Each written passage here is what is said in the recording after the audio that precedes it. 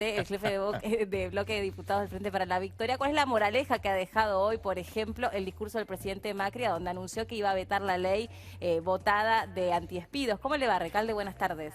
Buenas tardes, ¿cómo le va? Muy bien, La verdad gracias. que no se me ocurre ninguna moraleja. Pero yo tenía que linkear un tema con el otro. Ni samaniego, pero bueno, pero puedo hacer algunos comentarios. Pero hágalos. Era solamente una manera de integrar los temas, ¿vio? A eso nos dedicamos nosotros. Voy a tratar de recordar, pues yo conocía bastante las fábulas. Sabía así que aunque el mono se vista de seda, aunque la mona se vista de seda, mona queda. Ahí está, esa es una buena. No empiece a confundirse una palabra con la fábula porque va a aparecer el Chavo del Ocho. Claro, el chapulín colorado. Es el riesgo que uno corre con hablar con gente inteligente como usted. No, como ella, digamos. E informados. Bueno, Recalde, a ver, ¿cuál es? En primer lugar, digamos que la separación de poderes hubiera merecido que el presidente no amenazara con el veto mientras estaba el trámite en el Congreso. Casi diría exagerando que es una coacción agravada, ¿no? Pero bueno, hoy vetó. El lugar que eligió los trabajadores de Cresta Roja fueron los mismos trabajadores que fueron perseguidos, hostigados, reprimidos con gas, etcétera, etcétera. De todas maneras es una buena noticia que se haya recuperado la fábrica. Sería mejor noticia que trabajaran todos los trabajadores, porque realmente se quedaron afuera 2.200 trabajadores. Pero bueno, es bueno el principio. Me parece un acto un poco ir ahí a Cresta Roja con los trabajadores para vetar una ley contra los trabajadores, no me parece el mejor escenario. Porque de todos modos, afuera había una protesta, de hecho le costó bastante a la custodia del presidente Macri sacarlo de ese lugar. Fue bastante ¿Lo están aplaudiendo? No. No, yo la verdad que no me enteré. Había una protesta sindical, justamente. Mire. En las inmediaciones. Pero bueno, concretamente... Es un riesgo que se corre, ¿no es cierto? ¿Cómo? Es un riesgo que se corre cuando se está contra trabajadores para vetar una ley a favor de los trabajadores. Disiento con el presidente en cuanto a algunas afirmaciones que dijo es una ley contra los argentinos. Me parece que hasta es exagerado aún en una posición neoliberal, decir que es contra los argentinos. También disiento cuando dice que es una ley al revés, antiempleo. El derecho de los trabajadores ni crea ni destruye empleo. Lo que crea o destruye empleo es la política económica. Si usted manda un tarifazo, si usted abre las importaciones, si usted no ayuda a las pequeñas y medianas empresas o las micropymes con créditos preferenciales, en fin, si usted no agiliza los repros para defender el empleo, ahí están las cuestiones. Nosotros presentamos un proyecto de ley para las pymes. Lo pudimos presentar hoy porque ayer a últimas nos faltaban algunas firmas. Yo había prometido presentarlo ayer mismo, bueno, cumplimos hoy. Ahí hay que apuntar. Ahora, pero creo que el veto, sí. El veto es una facultad que la Constitución le otorga al presidente de la Nación. Pero no es el único derecho de que se ocupa la Constitución Nacional. También la Constitución se ocupa en el artículo 14 bis, de dar el derecho a los trabajadores a la protección contra el despido arbitrario, por ejemplo. Además, le da a los trabajadores empleados públicos, le da la estabilidad en el empleado público. Han cesado muchísimos trabajadores de empleo público. La Cámara de Apelación del Trabajo acaba de ordenar la reincorporación de una empleada, precisamente por violación a este precepto constitucional. Además hay otro artículo, en el artículo 75, no quiero ser muy abogadil, pero bueno. ¿Sabe que a propósito de eso, de no convertir esto en algo demasiado técnico, porque a esta hora justamente hay mucha gente que va volviendo de sus trabajos, que probablemente... Eso no hablo en términos... Es muy fácil saber lo que quiere decir protección contra el despido arbitrario. Sí, pero lo que yo quiero saber es, por ejemplo, Dígame. A ver si usted lo puede pasar a un lenguaje más llano porque este tema va a estar en discusión en todas las mesas de todos los argentinos, porque todos tenemos lamentablemente un familiar, un amigo, un conocido que en las últimas horas perdió el trabajo o tiene a su vez a alguien que está por perderlo o tiene miedo a perderlo. Entonces, tomando los argumentos que hoy dio Mauricio Macri en este discurso, ¿cuál sería, por ejemplo, la manera menos técnica de explicar por qué podría estar amenazado el trabajo en una ley que justamente reza todo lo contrario? No entiendo, no encuentro, me esfuerzo. Mire, le explico. A mí lo que me resulta difícil, valga la redundancia, es hablar en difícil. ¿Sabe por qué? Porque hace muchísimos años que empecé mi profesión dando cursos de capacitación sindical. Y la verdad que soy una verdadera latina a los trabajadores que venían de cumplir sus 8 o 9 horas de trabajo, no entendían nada y se quedaban dormidos. Así que al revés, en la facultad, yo fui muchos años profesor de la facultad, me resultaba difícil hablarles en idioma muy técnico. Y que además no sirve de nada eso, ¿no? Digamos, no es sinónimo de nada. Muy llano. La verdad que creo que soy claro, pero tengo la necesidad de decir que hay otro artículo de la Constitución muy clarito. Dice que facultad del Congreso tratar todo lo que concierne al desarrollo humano y al progreso económico con justicia social. Proteger el empleo, que el empleo es un derecho humano, y todo esto que estamos haciendo tiende a proteger y por un lapso, transitoriamente, si enseguida viene la revolución de la alegría. El 1 de julio ya comienza la revolución de la alegría. La verdad que, y además todos los empresarios, los grandes empresarios se comprometieron a 90 días sin despedir. Claro, algunos se olvidó que había firmado eso y al día siguiente despidió, como Carlos Blaquier. O como pasó hoy, en el Renatea, despidieron a 400 trabajadores y hay a 40 trabajadores, y hay en lista hasta un total de 400 trabajadores de los 700 que tienen.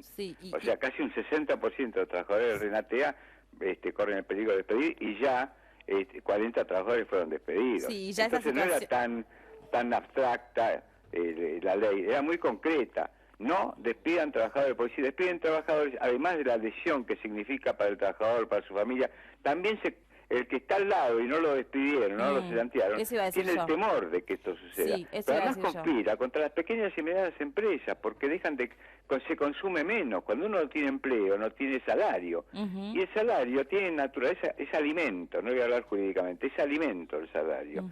Y fíjese lo que está pasando, lo dice CAME, que está en contra de esta ley, dice que bajó el 20% el consumo en los comercios minoristas. Y lo que aumentaron los precios y siguen aumentando, esto va a reducir el consumo. Cuando hay menos poder adquisitivo, menos empleo, hay menos consumo. Si hay menos consumo, hay menos ventas. Si hay menos ventas, hay menos producción. Y si hay menos producción, hay menos empleo. Esto es lo que está pasando. Y por otra parte, yo que no hablé en latín, ¿no? No, clarísimo. Y por otra parte, otro de los argumentos por parte de el arco oficialista es que no se tiene en cuenta a aquellos trabajadores que están, digamos, no trabajando en blanco, ¿no? Los trabajadores que están en negro. No registrados están trabajando en negro. Mire, es cierto, eso es cierto. Eso es cierto, ¿y por qué? Nosotros bajamos la cantidad de trabajadores en negro que estaban en el 50% en 2003 al 33%. Es una tarea pendiente, lo bajamos bastante, pero no logramos perforar el piso del 33%. ¿Sabe quién tiene la responsabilidad de eso? Los empleadores que no lo registran. Esos mismos empleadores que tercerizan, como las grandes compañías que reunió esos 200 grandes empresarios, que tercerizan, son los que al tercerizar tienen trabajadores en negro. Entonces hay que ir a las causas del problema. Por supuesto que tenemos un proyecto, un proyecto de ley mío que se aprobó en diputados, está en el Senado, que por vía oblicua trata de bajar a los trabajadores en negro. Esperemos que el Senado lo trate. Se lo acabo de pedir a Pichetto, a ver si lo podían poner para ser tratado, por eso va a contribuir a bajar el trabajo en negro. ¿Y por qué? Yo que no digo no registrado, digo en negro.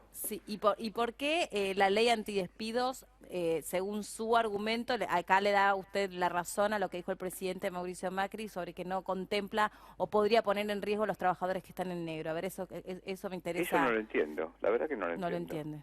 ¿Por qué va a poner en negro a los trabajadores que están en negro? Mire, una vez le preguntaron al general Perón qué hacer con el difícil problema de los inmigrantes ilegales. Dijo, muy sencillo, hay que legalizarlos. Claro. Y acá usted dice lo mismo. Es muy sencillo, hay que ponerlos en blanco. ¿Cuál es el inconveniente en ponerlos en blanco? Y además cuando se han diseñado un montón de herramientas a donde el empleador termina siendo, no solo beneficia al trabajador que blanquea, sino también él se termina beneficiando. Hay un montón de herramientas fiscales para eso. Por supuesto. Así que en ese sentido... ¿Qué porcentaje de la población que trabaja hoy está empleada en negro? Un 33%. Es un cálculo bastante cercano a la realidad. No medimos lo que pasó a partir del tarifazo, del cierre de algunas pequeñas empresas, de las dificultades nosotros recibimos a trabajadores de cooperativas y de empresas recuperadas. En algunos casos, el peligro, me acuerdo mire, dos ejemplos de dar. una cooperativa de trabajadores que fabricaba ladrillos. Tiene 50.000 ladrillos producidos que no pueden colocar. Y los ladrillos son para construir, ¿no es cierto? Sí, sí, sí. Sí. Otra empresa, también, una cooperativa de trabajo, en enero pagó 30.000 pesos de luz. En febrero 90.000 y en marzo 170.000. Sí. Entonces la dificultad está ahí. Incluso están destruyendo, el presidente en su mensaje el 1 de marzo no se refirió ni a las pymes ni a la industria. Si importamos 32.000 heladeras, estamos destruyendo trabajo nacional. Si importamos naranjas o manzanas como importamos, ¿qué pasa con las economías regionales? Estos son los temas de fondo. No es el derecho del trabajo el que destruye o construye empleo, es la economía. Es la economía, estúpido faltaba no quiso, lo cortó ahí. Hablo muy llano y muy claro. Y Recalde, dígame, ¿usted le encuentra alguna fisura a la ley que había sido votada en esta sesión maratónica? ¿Hay alguna crítica que usted puntualmente sí le encuentra donde sí se puede...? Siempre la obra del ser humano puede ser perfeccionada. Yo creo que el proyecto que teníamos, digamos, el dictamen de la Cámara de Diputados, de la Comisión de Legislación de Trabajo, era mejor que esta ley. Pero lo mejor es enemigo de lo bueno. Sí. Entonces, por eso la decisión política, cuando todas las ¿sabe qué número tendría que tener esta ley? 29.416. Y estamos en el 27.000. ¿Sabe por qué? ¿Por qué? Porque es el 29 de abril de este año, 29.416. Porque fue nosotros sancionamos esto porque fue esa magnífica concentración que citaron las centrales sindicales, tendría que tener, fue el motor impulsor de esta ley. Por eso desechamos una que nos parecía mejor para cumplir con los trabajadores, porque esta está dirigida, sujeto a quien va dirigida la ley es a los trabajadores. Ahora, no solamente para evitar el despido, sino una vez producido el despido, el temor que le produce al compañero que está esperando que el telegrama o la carta de documento le llegue a él. Sí, eso es un momento muy angustiante para el que es despedido, para la familia y para el que comparte el espacio de trabajo. Aquel que no es despedido también, el sentimiento que siente respecto de aquel que lo ha perdido, o sea, la disparidad que se vive. Ese es un cuadro, es muy cierto. Le quería preguntar sobre cuál es para usted el costo político que enfrenta un presidente a donde hace uso de un recurso que le es natural, como puede ser vetar una ley, pero ¿cuál es para usted el riesgo de usar esa herramienta? Bueno, yo hice un juego de palabras en el debate. Dije, si el presidente veta, porque todavía no está consumado, si el presidente veta la ley, el presidente va a sufrir el veto de los trabajadores. Pero fue bastante despareja la reacción ahora de las centrales de trabajadores. Por lo menos Micheli fue el único que dijo, vamos a ir a un paro. El resto... yo estuve antes no me dio la misma sensación. Antes que sancione la ley, yo estuve reunido con Micheli, con con Pablo Micheli, con Hugo Yasky, estuvo también Andrés Castillo de la bancaria, estaba el compañero Abel Furlan, de la Secretaría de Caló, y ellos tenían intención de, si había un veto que era algo sabido, ¿no? Era crónica de una muerte anunciada, iban a reaccionar. Eso, yo, así como digo que hizo mal el presidente en meterse mientras el Congreso estaba discutiendo la ley, yo no me voy a meter en la decisión de los sindicatos ni de las centrales. Vamos a esperar a ver qué resuelven, ¿no? Por supuesto que si resuelven acciones con esto, van a contar nuestro apoyo. ¿Ustedes lo van a apoyar? Por supuesto, sí. ¿Y en qué términos los apoyarían? Y mire, yo fui a marchar el 29 de abril, en esos términos. Participando activamente por supuesto, de la movilización. A buscar, creo yo, le toca al Senado, en este caso, ver sobre la insistencia, que es una posibilidad que nos da la Constitución Nacional frente al veto total o parcial, porque ahí escuché a un senador de Cambiemos diciendo que no se podía... ¿Que es irrevocable? Insistir en la ley, porque si el veto era total no se puede insistir. Creo que está equivocado. ¿Y cómo es, según usted? ¿Qué dice la reglamentación? El artículo 83 de la Constitución Nacional dice el veto en forma total o parcial puede ser revertido con los 2/3 de ambas cámaras, ¿no? ¿Y eso tiene que discutirse cómo? Y eso... algunos dicen que tendría que ir previamente a la bicameral de trámite legislativo. Vamos a analizar eso, si no va directamente al Senado. Está bien. Que es la Cámara de origen, ¿no? Bueno, Recalde, muchas gracias. No sé cómo hacer para hablar más sencillo. Pero no, usted...